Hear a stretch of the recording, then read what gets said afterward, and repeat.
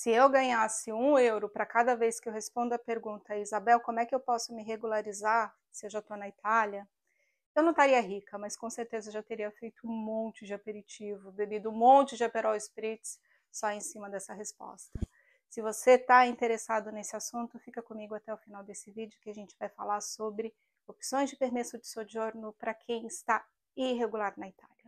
Olá, bem-vindos! Se você não me conhece, eu sou a Isabel, criadora do blog da Manina, o blog para quem não tem medo de mergulhar com força na burocracia italiana e europeia.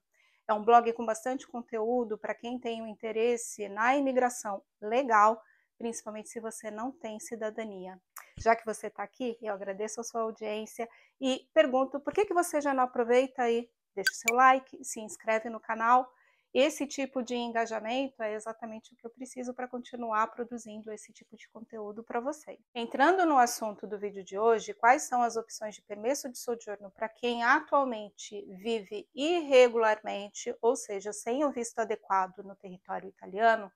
Antes de mais nada, eu preciso ser muito honesta e já falar algumas coisas que podem soar um pouco desagradáveis para quem está nessa situação. A primeira delas é que o processo de imigração não é uma corrida de 100 metros, que a gente começa hoje e termina daqui 10 segundos.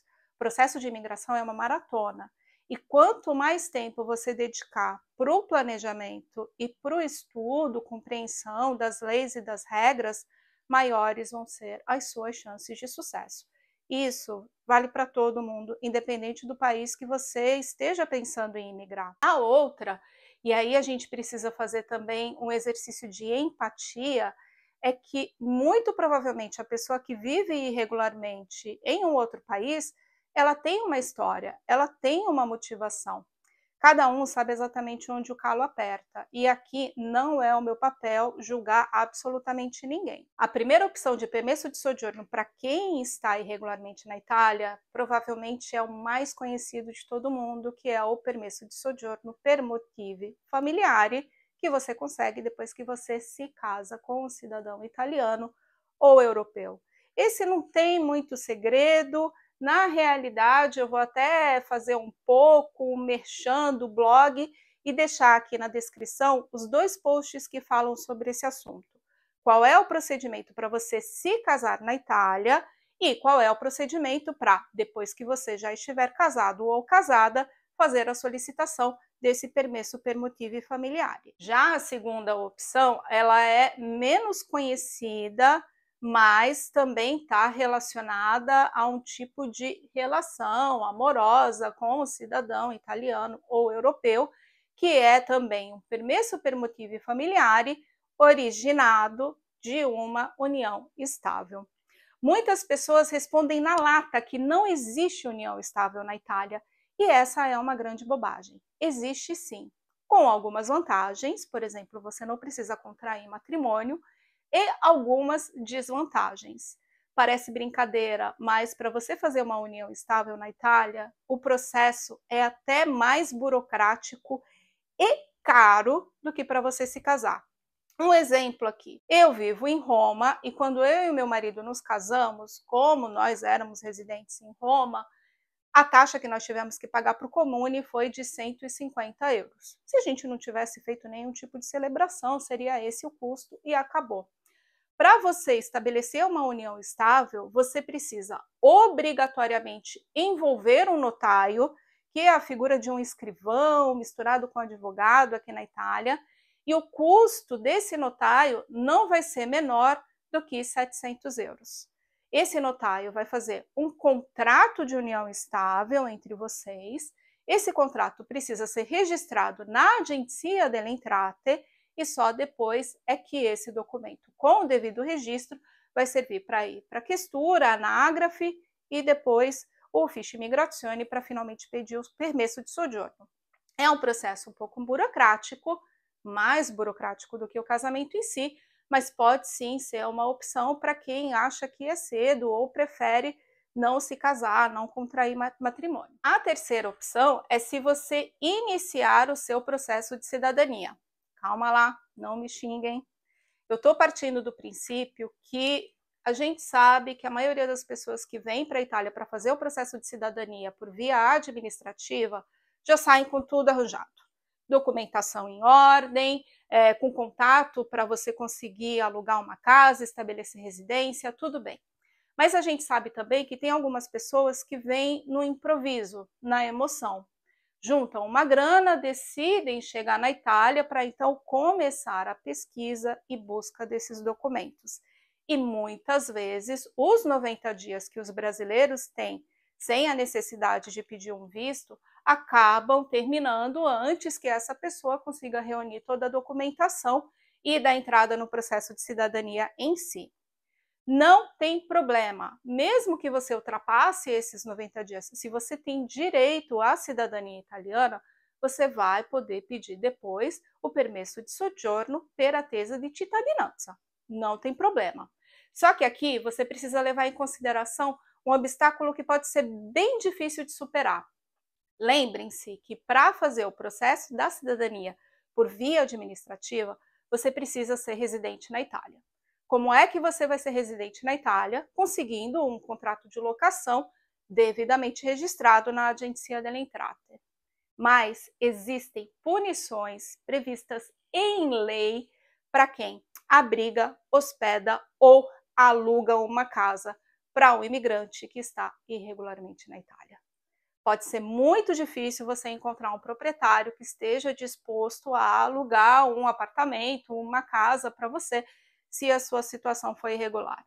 Superada essa parte, pode dar certo. Essa seria a terceira opção. Vou mostrar aqui para vocês que eu estou com o famoso kit giallo e com o anexo falando de todas as possibilidades de permesso de soggiorno, porque eu vou entrar num assunto que pode ser bem periclitante. O pessoal aí dos seus 40 anos vai reconhecer esse termo, estou aqui denunciando a minha idade. A quarta e última opção de permesso de soggiorno, se você já estiver vivendo na Itália em uma situação irregular, e aqui eu vou pedir muita cautela.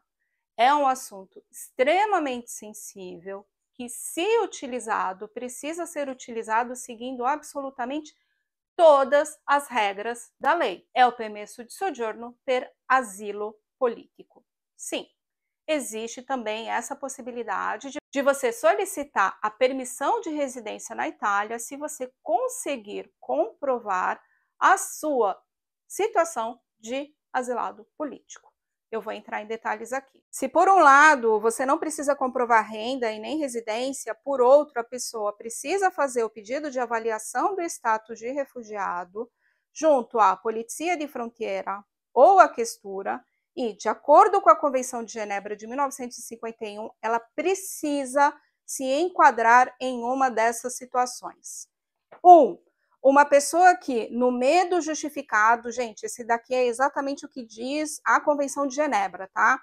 Uma pessoa que, no medo justificado de ser perseguido por sua raça, religião, cidadania, fazer parte de um determinado grupo social ou as suas opiniões políticas, encontra-se fora do seu país de origem e não pode, ou justamente pelas questões anteriores, não quer solicitar a proteção desse país. A segunda é qualquer pessoa sendo apátrida, ou seja, quem perdeu a cidadania do seu país de origem e está fora do seu país de origem na sequência desses eventos, não pode ou não quer retornar ao país de origem.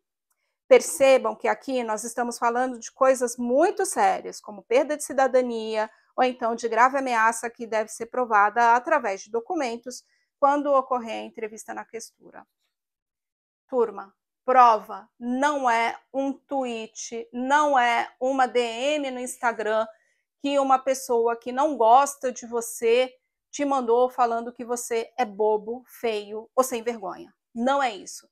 A gente está falando de ameaça com prova, a gente está falando de boletim de ocorrência, a gente está falando de documentação pesada, até porque o processo em si, para conferir a alguém o status de refugiado, ele é burocrático e ele passa inclusive por uma entrevista.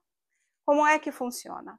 A pessoa está na Itália, ela vai fazer a solicitação do reconhecimento desse status de refugiado, junto, como eu já falei, à Polizia di Frontiera ou então à Questura. São esses dois os lugares onde pode ser solicitada o reconhecimento dessa situação. E aí, eles têm até 30 dias para agendar uma entrevista com quem está solicitando esse status. Essa entrevista, ela é feita a portas fechadas por um agente da polícia, e aí, depois que essa entrevista acabar, eles têm até 3 dias para te dar a resposta, se eles vão te conferir ou não o status de refugiado político. Existem algumas vantagens nesse permesso. Olha só, parece até pegadinha.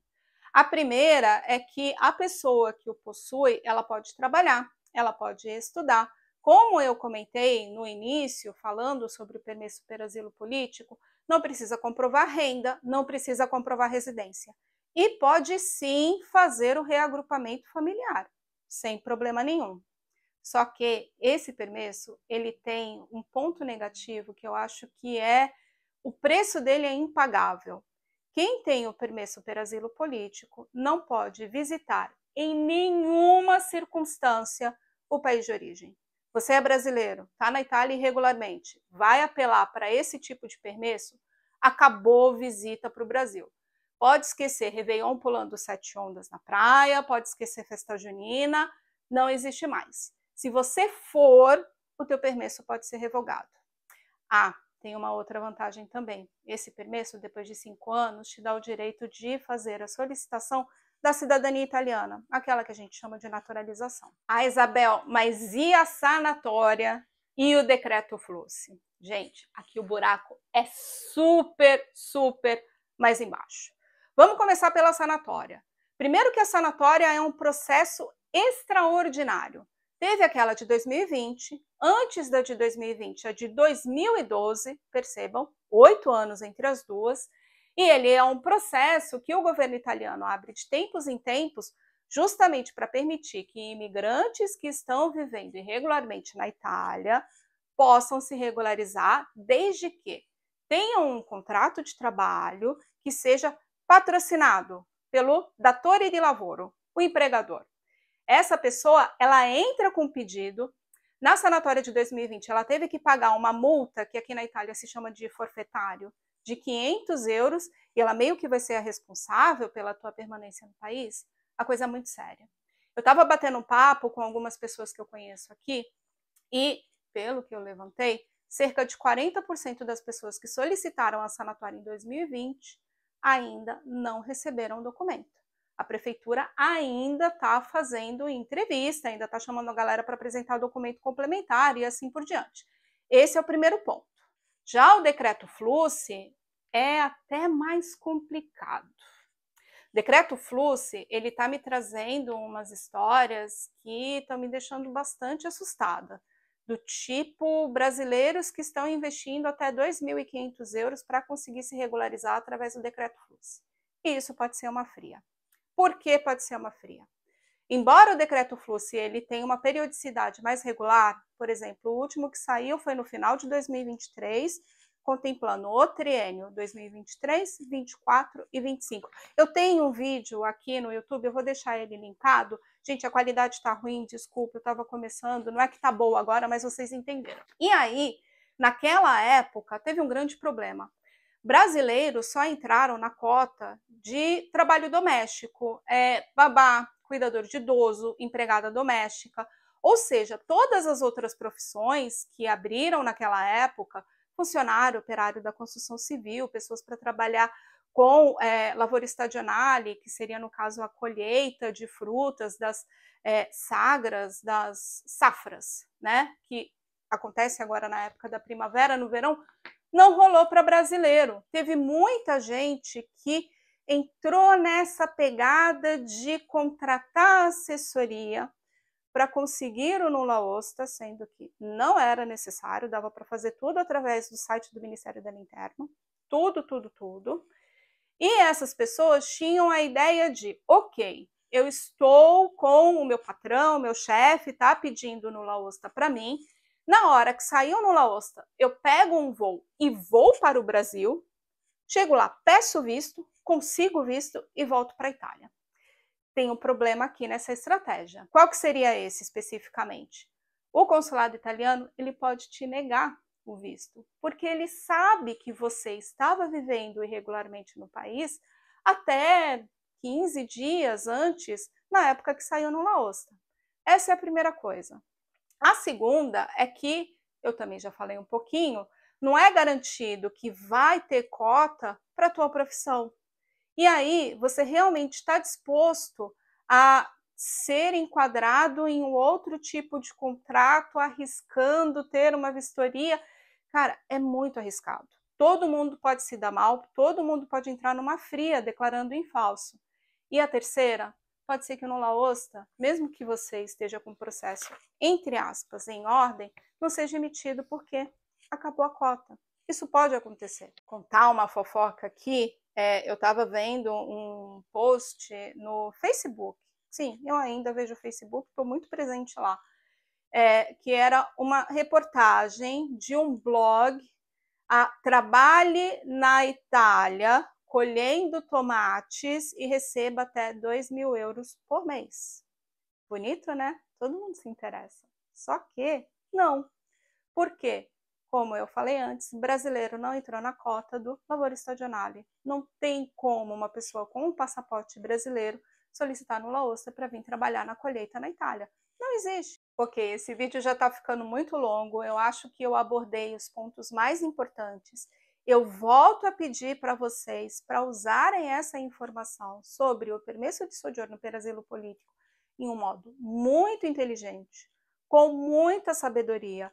Por favor, não distorçam absolutamente nada do que eu falei. Essa informação que eu estou passando para vocês, ela saiu com todos os decretos, todos os artigos da lei. Quem já teve acesso ao kit Dialo, que é a forma mais conhecida, mais usada para solicitar o permesso em si, pode consultar no anexo, que está ali direitinho, todos os documentos que podem ser consultados e que valida essa opção. Mas assim, gente, não é brincadeira. Então, não considere simplesmente esse tipo de permesso como uma opção, a salvação da lavoura, porque se ele for usado de uma forma irresponsável, a pessoa pode se dar muito mal. E se você ficou até o final desse vídeo, eu agradeço de coração a sua audiência e volto a te pedir, não esquece de deixar o seu like, de deixar o seu comentário. Eu procuro responder a todos. É que, gente, eu lembro, eu sou uma influencer CLT, eu trabalho. Então, às vezes, eu não consigo responder para todo mundo. Mas não deixa de se inscrever no canal. Eu prometo estar sempre aqui trazendo assuntos e as últimas notícias que falam sobre imigração legal, burocracia, seja na Itália quanto na Europa de uma forma geral. Esse engajamento é justamente o gás que eu preciso para continuar fazendo esse tipo de conteúdo para vocês. Até a próxima. Arrivederci.